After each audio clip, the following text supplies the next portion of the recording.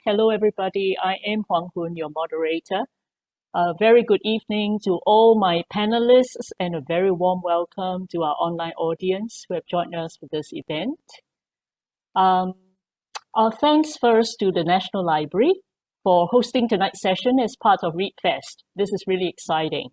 Our discussion is entitled The Hidden Bias, and it will focus on assumptions and gender stereotypes that result in invisible biases that can limit men's and women's potential. Some of you may have read recent articles highlighting the situation faced by stay-home dads, men who are primary caregivers for their children have experienced the lack of support from family, from friends, and the community. So, for example, many people, when they hear about a stay-home dad, they might immediately assume that the stay-home dads must be men who are in between jobs, rather than men who have consciously chosen to take care of their children. Some of us may even find ourselves thinking that these men are, well, a little odd to even want to be a stay-home dad in the first place. So this kind of lack of support for stay-home dads results in very high demands on many women to carry the major burden in the family, because women are assumed to be the most appropriate caregivers in the family. So such gender biases and inequalities in home arrangement and work arrangements are double-edged swords, in my view. They impact not just men, but also women, as this particular example about stay-home dads hope to show you. So this evening, we are privileged to have this very distinguished panel who bring with them a very wide range of personal and professional experiences that they will be sharing with you shortly. I am really confident that we will have a very exciting and interesting discussion in the next hour. So perhaps to start us off with the permission of my speakers, could I start by inviting each of you to give a brief opening statement, say a little bit more about yourself, what you may most want to focus on in this discussion on hidden gender biases. Let's go with the one man on the panel, Kristian. Over to you. Thank you so much. Hi, everyone. Good evening. My name is Kristian. I do work related to diversity and inclusion, and I also recently helped facilitate some community discussions related to the government's review of women's issues. Specifically, I facilitated conversations with men about their role in advocating for gender equality. I think the bias that I want to speak about, and I will expand upon this later on, is specifically about the biases related to beauty standards. As someone who lives with body dysmorphia, I was formally diagnosed in 2017. I think this is a topic that I'm very passionate about. It's also the topic that catalyzed my journey to becoming a feminist. I think beauty standards is a very deeply embedded bias that cuts across a lot of different identities like gender, race, body size, right? Who gets to decide what is beautiful, what is attractive, and who fits these definitions? I also think it is important for us to think about why some jobs, for example, may require their employees to look a certain way, and I think it's also important for us then to think whether or not these expectations affect the different genders in different ways, or are there some genders where these expectations, are more pronounced? For example, jobs like receptionists, air stewards, who bears the brunt of these rigid expectations or these biases, if you will. So I'll just end there for now. Thank you so much, Kristian. Great start. How about Shirley next? Hi, I'm Shirley. I am, for me, it's, I think the areas where I have a lot of interest in, and it's what prompted me to start Moms at Work 12 years ago, was I always felt that women have, they've always been expected to, a bit what you mentioned earlier on about, how women are expected to be the caregiver, but at the same time continue to have a career. And at the same time, if they need to take a break and they want to come back in, it's like, good luck to you, you're on your own kind of a situation. Obviously, over the years, it's improved a lot. But a lot of the bias that we see are hidden in the sense that they're not direct. So for example, you have many cases of companies that will say, I do want to hire women back to work. But when the interviews come, the questions they ask are a little bit different, and it's skewed towards, it makes it a little bit more challenging. Another thing that I recently started to really focus on was the idea that for women in Asia, there is this, we call it, well, in general, there's always this bias against age, right? But I found that in Asia, very often, women who were between the ages of 40 to 60, very often in their careers, if they wanted to make a switch, if they wanted to make a change, they're very often asked this question, do you think you're a little bit too mature to make a change now? You know, is it too much at 40 over to learn? And I always ask myself this: if we're expected to work to 65, then 40 over, 50 over, it's not old, right? So the interesting thing for me was a lot of the work that I went into researching was you find that in other parts of the world, this kind of bias for age, especially for women, it starts later, 50, 60, right? So why does it start at 40 over here? You know, we have cases where women get challenged all the time, you know. So it's like a double bias that you face. There is gender, and then on top of that, because you choose the caregiving role, and for a lot of women, whether it's just looking after kids or even looking after your parents, you find that those years that you take away when you want to return to the workforce, you kind of fall into that late 40s, early 50s age. That's when you face that two things, there's gender and age. So I think more can be done, more awareness can be, you know, definitely made about it. And perhaps I think a lot of times when people ask the questions that they do in the interviews, it's not on purpose, but it's a fear they have, and therefore it's from a bias that you think that, you know, people who are older, women who are older at that age, they're a little bit more unsure of what they want, or they're a bit less relevant. Yeah. So hopefully we discuss some points on that as well. Yeah. Thank you very much. Eunice, your turn. Hi, everybody. Thank you so much, Hoon. Nice to see everybody. Thank you so much for joining this and for inviting me to be on this awesome discussion. I'm already so kind of invigorated listening to Kristian and Shirley. I think, well, I mean, just to introduce myself. So I started, my company is called Eunice Olsen Media, and I do a lot of communications and media training. And I also find well, just because I've just had the privilege to be in the media for a very long time, about 8 years ago, I started this show called Women Talk because I've just been a presenter for very long, and I've always been involved in shows and where kind of sometimes, and of course, some shows were fantastic, and some shows I find myself asking myself, why am I doing this? Like, you know, why am I hosting something like that where you know, you go home and it's the term like you can't sleep at night. And so something happened, and I started Women Talk because I was interviewing somebody, and she said that her husband didn't want to bring her out of the house because she was fat, and only when she lost a lot of weight that he wanted to bring her out again.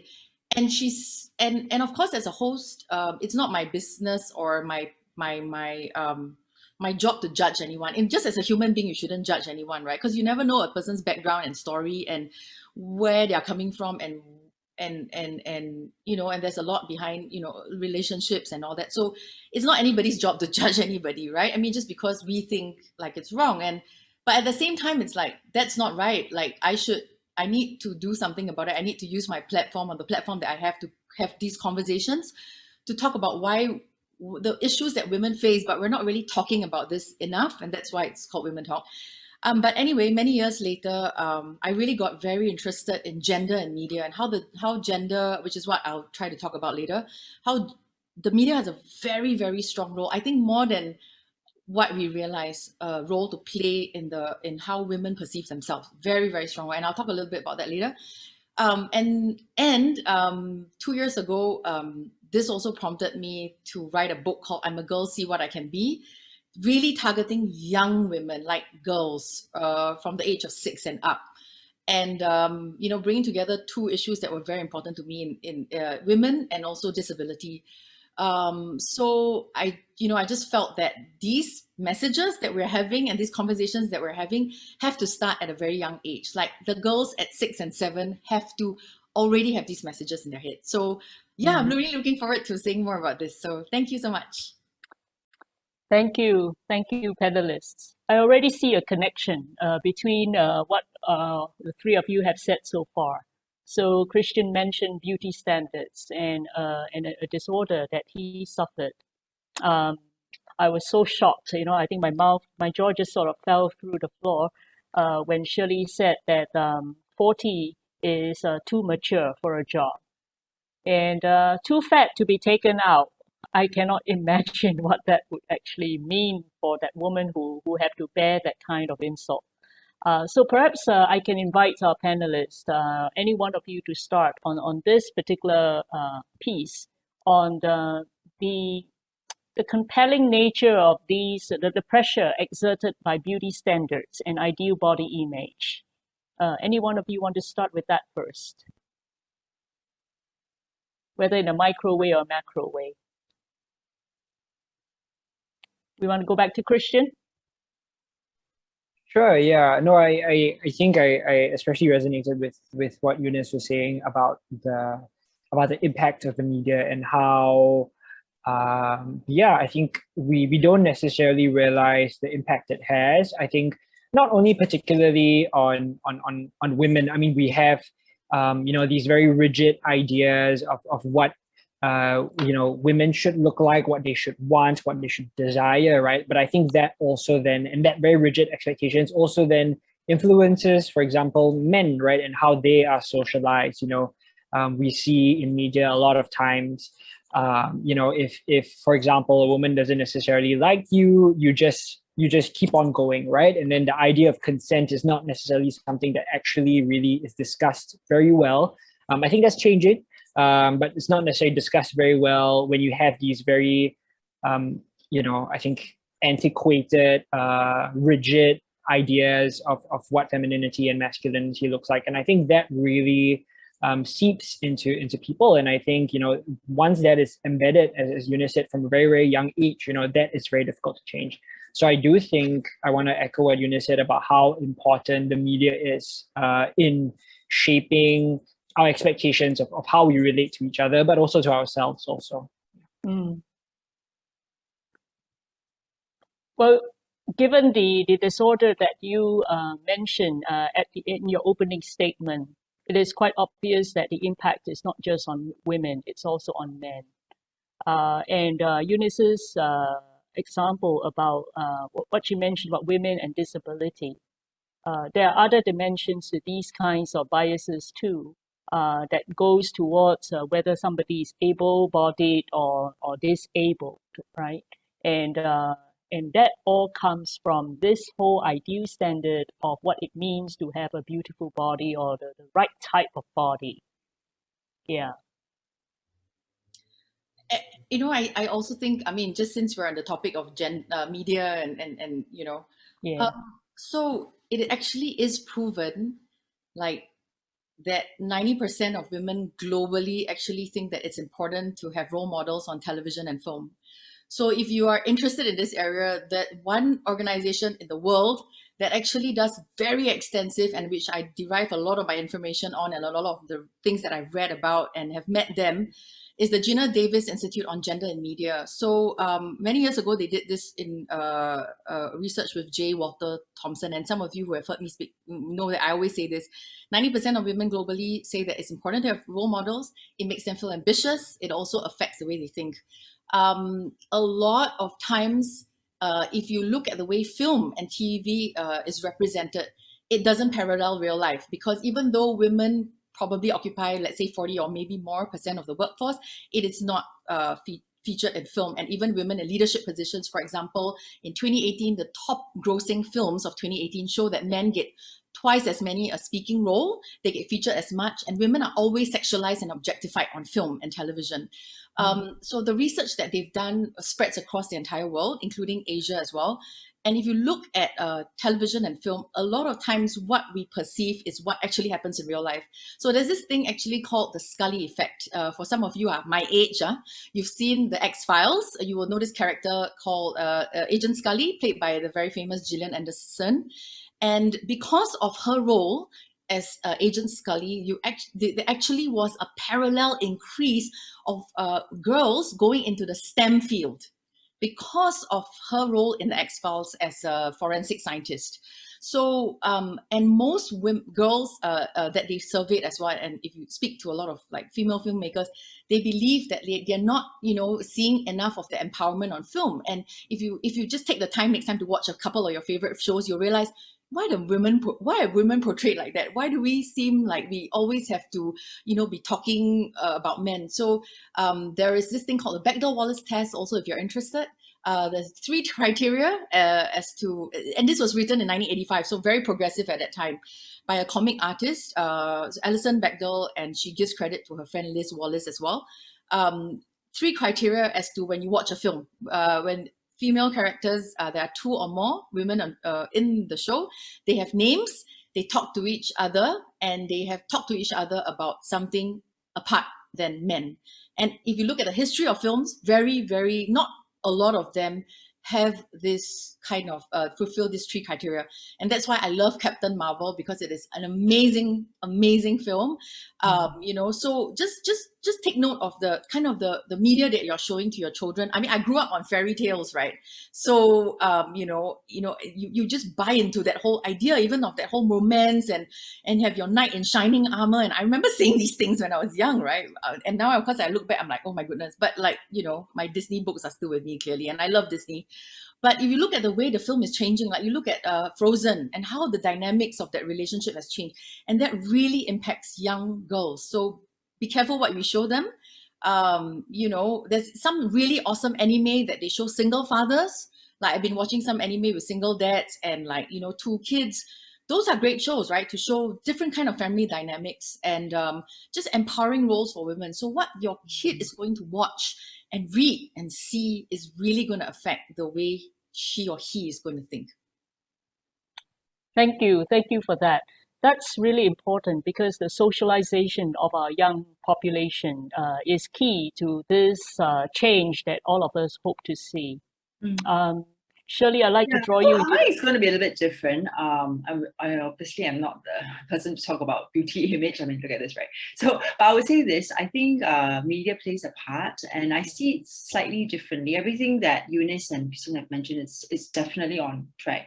But for me, I've always felt that some of the media out there portrays this idea that women can, you are a successful career woman, and then you go home and you have all these amazing kids who very nicely, 9 p.m. sharp, they'll fall asleep, everything's all good, no homework, no nothing.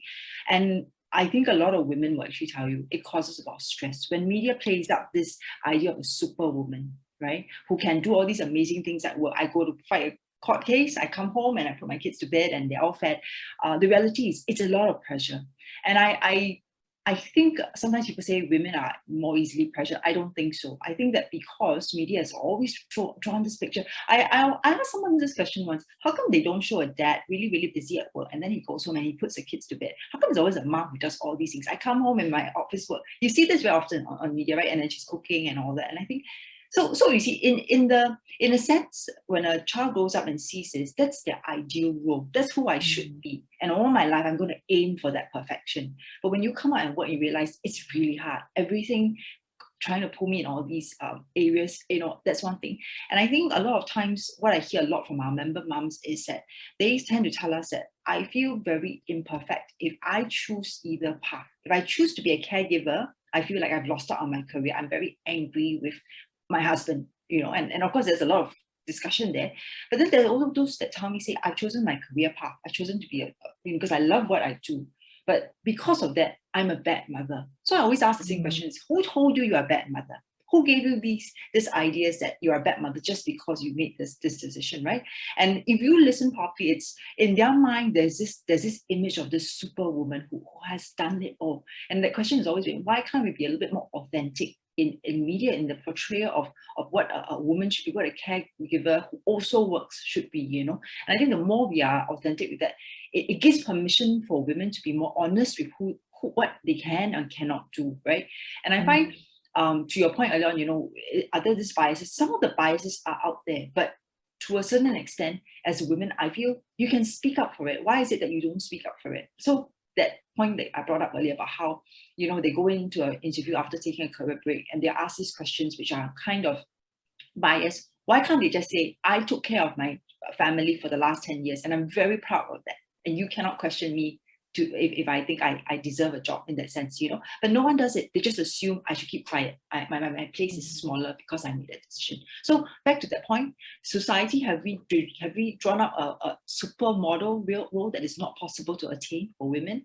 And why don't we draw this up for men? Right? That's always been a question that I ask. Yeah. Yes, the portrayals are so extreme, right? Once upon a time, as a woman, I'm so weak that I need a protector in a man that puts a lot of protector burden on the man. But now I'm so strong that I can do triple shifts and then he gets to do not much, which is not ideal either. But earlier, Shirley, you were talking about how you've seen some improvements. Although I hear from your voice that perhaps the improvement is not fast enough and not sufficient. And Eunice, when you talk about the need for role models, I suspect that it is still few and far in between. So I'd like your comments on, you know, how much progress have we really made? Honestly? Yes, honestly. I think I think there's more awareness. There's a lot more awareness than say 12 years ago, right? I mean, people are aware that some things need to be changed, but change is hard. So even on the hiring front, it's very hard for people to suddenly say, okay, you know, companies are making an effort. But again, the company structurally may try to change, but when the actual process happens, the human mind is still a little bit, you know, the blinkers are still on, and that will take time to change. I think realistically to say that it's all going to happen overnight, it's not going to be possible. So to Eunice's point, it's also something that I feel, how do we educate the next generation of boys and girls to look at things differently, right? And yeah, that's how I see it. Right. Eunice, anything to add to that? Yeah, I mean, of course, everything that Shirley said.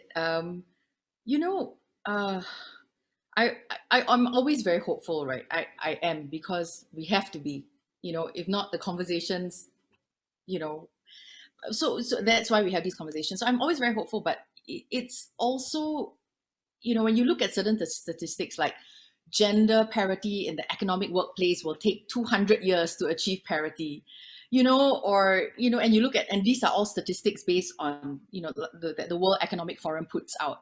And of course, it does get a little bit tiring sometimes, because even now, as I'm speaking to you, I realize, wow, I think I've said this about 40 times this year already, you know, and last year, and the year before, and the past 8 years. Like, you know, it's the same thing, right? And it's not that there's no progress. There is, because if you look at like a rather patriarchal society like Singapore that is finally saying we need to have a gender review, that for me is like the right a step in the right direction, because that's very important, right? When we talk about equality, gender is a big thing. Disability is one thing as well. So, you know, in order for us to consider ourselves a first world, these are all the things that we have to think about. And these are not things that we can just go, by the way, it is nice to have. It's not a nice to have, right? Because if you look at people who also, economies that want to attract the best and the brightest, especially the newer generation of workers,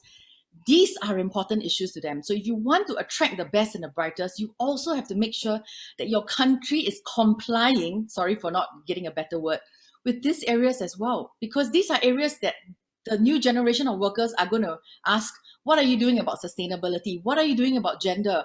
How you know, diverse is your company? Right. So when you talk about gender, it is an economic sense, not just because we want women to replace the workforce, but because it is the right thing to do.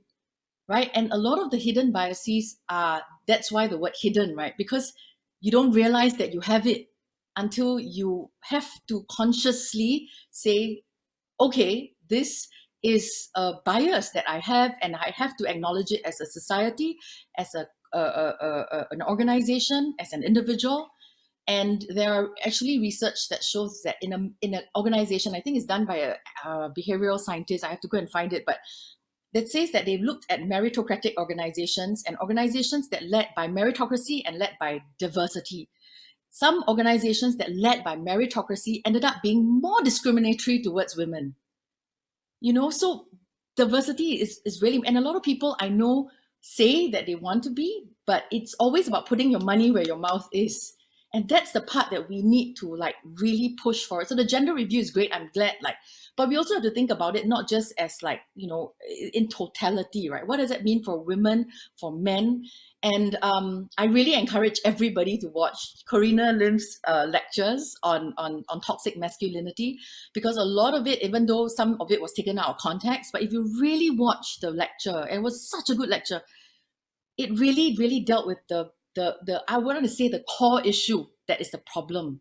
And that I know Kristian was a part of that research as well. And it was the core issue of how do we get it to go away? And it really starts with also educating our boys, you know, from a very young age. And what you say to the girls, right? Or you say to the boys, like, for example, if you tell your daughter, don't wear that because there's not enough clothes on you to make a handbag, but the boy can wear whatever he wants. Or in a girl, like, you know, you better be careful, don't go and wear that and then drink until you're crazy and then you'll get raped. But yes, all of us need to protect ourselves because we need to know how to protect ourselves. But the onus is not always on the girl to say like, if I dress this way, if I'm drunk, therefore I'm going to be raped, right? So these are the conversations we need to have with our children, right? With our boys and our girls. So in order to get to that gender parity, we still have some way to go, but I'm hopeful. Yes. I am hopeful too, although I wish progress would hurry up.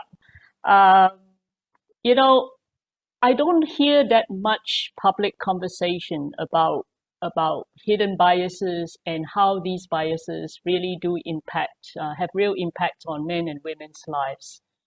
In fact, I've just read something recently that says that the majority of C-suite leadership who have not experienced gender bias are not empathetic to the fact that many women face a glass ceiling, or in another instance, a glass cliff.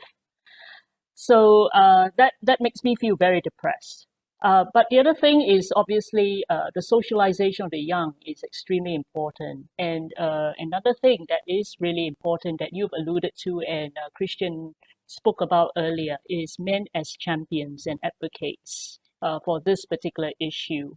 Perhaps I can bring the conversation to Kristian about advocacy from a male perspective. What does your group talk about when you are involving yourself in advocacy work of this particular nature? Yeah, I mean, I think very, very quickly, just to respond to some of the thoughts that were shared. Yeah, I think I once saw this funny tweet about saying that, like, I think we've moved on from the raising awareness phase of every social issue, right? I think we've sort of been talking about awareness raising for the past, like, you know, as Shirley said, I think 10, 12 years, right? And I think it is time for action, right? I think these things are already things that are sort of already in mainstream discourse. So I do think systemic action is very important. And I think linking that then to kind of at least some of the conversations I've had also with men's role in advocacy. You know, I think Eunice was alluding to, you know, Corina's lecture, also kind of pointing to, I guess, more structural implications or the structural factors that shape then why we still live in a gender unequal society, right? And this is related to, you know, patriarchal norms where, you know, women, other gender minorities are still seen as inferior to men. And I think then it is important to, yeah, I mean, in my conversations I've been having, I mean, apart from obviously trying to socialize and educate children from a very young age, I think there are also kind of, you know, other things that can be done on a more institutional level, right? Things like and anti-discrimination law, for example, was something that I think came up in conversations, but also, things around sexuality education, sex education. How can we do that in a way that's more robust? How can we talk about things like consent? How do we talk about things like, not objectifying? How do we have healthier conversations about intimacy, romance, and these things? Because, this is obviously linked then to, for example, what we see in the media, kind of conversations that we still may have with other people. If we don't necessarily have the avenues to have these honest, very, very vulnerable conversations with each other, in schools and things like that, then all the information you're going to get is maybe from like mainstream media, right? And that still, I think, portrays a very specific idea of what it means to be a man, what it means to be a woman. And that is going to just kind of reproduce then these stereotypes, these very rigid ideas. So it is important then that, for example, in schools, when we do sex education, for example, that we have more robust discussions about kind of what, kind of the different parts that come into that. I think other things that have come up also is, for example, I think you cannot necessarily talk about feminism and kind of men's role if you don't necessarily talk about NS. I think national service always comes up. So I'm going to come out and talk about it first before it comes up. I think, there was discussions about how that space also can be less, or rather how that space can try and actively combat toxic masculinity or very rigid ideas of masculinity, right? How can we maybe train instructors? How can we train the commanders and things like that to go through unconscious bias training, diversity and inclusion training, because this helps then with creating a safer space also for people going through national service, but then it also helps with just understanding that masculinity can be broader. And I think that helps then with also understanding how you relate to other people. And I think all these things are connected, as I think Eunice said, right? These things need to be holistic. We need to look at gender equality, not just, I think, from, how can we improve the lives of women, which is very important, but also all these other levers, right? How do they also affect society? Apart from obviously, the state lever, businesses also, right? I think, I remember me and Shirley met once and we were having a conversation about, women who want to return to work. Something that happens a lot is, and I think this is actually goes back to the idea of mainstream media kind of portraying this invincible woman who can do everything, right? That's not necessarily the case. And I think a lot of businesses also sort of think that and don't necessarily think of kind of like the supporting infrastructures that need to come with how do you encourage women to come back to work? Is there the option of flexible working hours? How can you make that work for them and how do you support them? And I think, businesses, corporates, all these institutions also need to understand that they also have a role and they need to take the lead, right? I mean, if we're thinking of people who can be accountable, obviously there's things we can do on a kind of like person-to-person basis with education, but also if these institutions take the lead, that also helps with society evolving over time. So far, we've spoken about biases, and a lot of these biases are imposed from the outside by other people, by whatever is in the environment, social norms onto individuals, right? So it's something a little bit external. And then here we are talking about having men as champions and advocacy to help to equalize the conditions in which we live a little bit better. I saw in the chat that somebody was asking about how there are women around who engage in self-limiting beliefs. I read that as a bit of an imposter syndrome type of issue where there are women among us, ourselves, who are not helping ourselves by drawing boundaries and reinforcing the weakness that society imposes on women. On women's characterization. I wonder what our panel think about bringing the responsibility back to women, about not being self-limiting and so forth.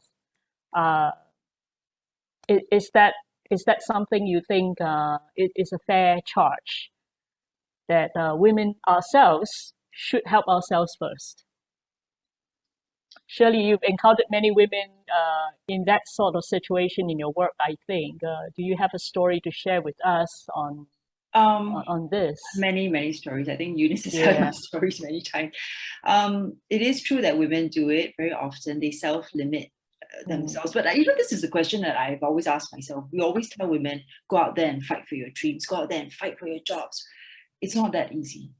It's back to what we've just said. Because if from young, our role models or our belief is that's not how it should be, it is impossible many years later to say, go against the grain and go in there and tell them you have that, right? Many times we tell these women who are coming back to work, changing jobs, we say, go in there, be brave. And they look at me like, you're kind of crazy, Shirley, right? It's not going to work out, right? And it took me a while to realize this is not, it is true that they should take some ownership to say that I am limiting myself. So all they can do is say, challenge their own questions from time to time. Am I limiting myself? But the barriers will still be there. It takes a lot for someone who is already all charged up to say, I'm going to go in there and fight for my rights. Okay. And then the person comes back hard on you. It's like a battle, right? I find that the women who do this very well, they've taken a long time to process that. That's, it's not me. I have to fight against this. And obviously it's personality too. Some of us are stronger than others. I mean, I'm like that, but I know that people will be like, okay, I'm going to shy away and find small ways around it.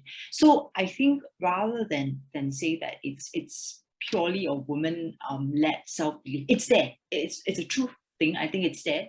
But to ask women for generally to say, fight against it, I think it's quite hard, to be honest. It has to come together with the macro environment coming to change so that it makes it an easier journey for every individual, female or male, actually. To me, sometimes I've met men who have self-limiting beliefs too. It's a very individual thing, I feel. So some of us have more than others. So to me, it's going to take time, like I said, but it's really about working alongside with how do we change it so that when they go out there all brave, the things that come back at them are not so harsh that they cannot deal with it again.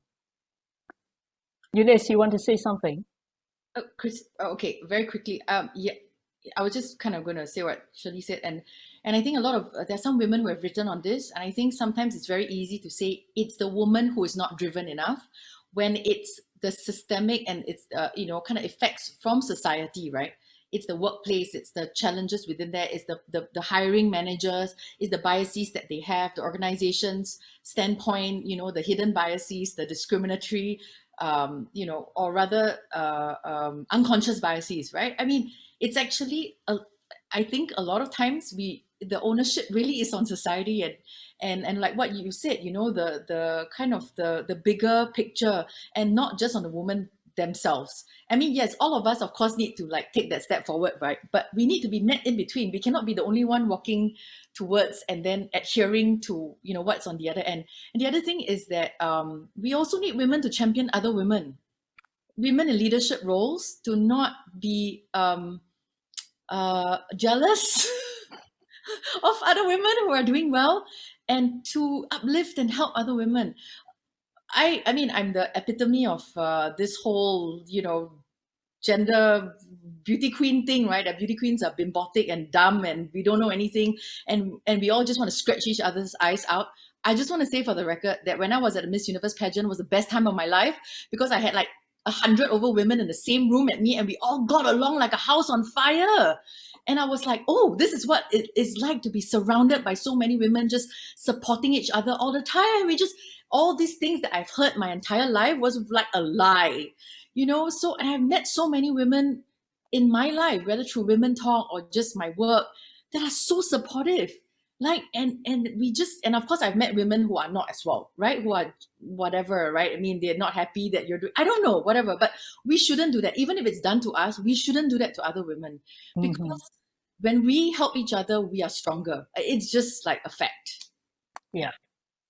I'm not sure it's about jealousy. It's sometimes I wonder whether it is just the environment in which we are socialized into. We kind of behave in a way that approximates to a dominant group behavior. So I was just thinking about how there is a confidence issue here too when we are talking about self-limiting beliefs. There are some women who are just not able to assert themselves, even in the smallest way, much less to talk about fighting a system. And here, there is a system here that is preventing that progress that we all have been discussing all evening. Yeah, I'm just wondering sometimes if whether, like what Shirley said, they feel like that because of how society views women. And I met some women also that you just want to not go close with a 10-foot pole, because every time you go in front of them, they just don't like you, right? Immediately. But it's like, and sometimes it does make you feel, like, is it me? Is it I do something wrong, or is it because I said something or whatever? So this whole like insecurity thing, it's with every one of us. Yes. It doesn't mean that just because you're a high flyer means you're not insecure. Just because, like, but why do we sometimes feel like that though? Right? When I was younger, and I've had men and women, because I had a certain media background, and I was doing certain things, and they felt like maybe I wasn't smart enough, and the way they talk to you, you realize like, oh, and so you think, right, because you're young and you're a girl, and you're like, oh, maybe it's really me, yeah. But of course, now I'm in my 40s, I'm like, yeah, no. And so that's my job now, to tell younger women that no, you shouldn't be treated or talked to like that. And we think like that, even me, because maybe we are just, society is constructed that way, right? Yeah. But the onus shouldn't be on just the woman itself. We should look around and say, what are we doing to change this? And in fact, even in an interview process, for example, if I were to interview a woman and she comes across as maybe not confident, as a potential employee, I would actually tell her, you should believe in yourself, because I think what you have is great. Maybe you don't think it's so great because all of us think that what we do is very small, right? It's just a natural thing. Well, not all of us, but most of us, right? And for the employees to step forward and just go beyond that and say, it's okay, what you're doing is great, and you're a mom and you took 10 years off to look after a child. That's fantastic. And I tell me what you learned from that. Right? So sometimes it is on the onus on us as employers to bridge that gap, you see, and not just let the women try to persuade you as to why she should join your company. Exactly. I just want to add something. Everything we've said, if you really think about it, it's asking other people to have empathy for others. Even what Kristian said, a lot of times people don't have empathy. And it comes out the wrong way. So it comes out as a bias. It comes out as a mean gesture or mean word, right? I like to say this all the time. The companies that have succeeded best in gender inclusion and things like that, they treat every employee as an individual. That's actually really what it was. It's not that I'm so rah-rah about women only. When you see that they're really good, they recognize human beings as human beings. We work with different firms, and I've seen this very often. So I feel that obviously we're talking about gender issues, but at the core of what we're discussing is how can we make society a little bit more embracing or understanding. It's because when people don't understand, that's when that's a problem. Because earlier on we said that idea is that it's a male boss who's bad to a female employee. No, there are female bosses who are like, meow, this is bad, So my point is empathy. How do we better understand others that are different from us and go through different stages, right? Yeah. Empathy is, of course, one of the hardest things to cultivate. Yeah. And we can easily understand why it's hard if we can't experience the hardship ourselves. Where would be the motivation to empathize, right? It's amazing how within half an hour or so we went round this big block of very complicated issues, from women and men needing to take responsibility and making active choices, to having conversations with our children about this very important issue, to reforming our employment policies and our institutions.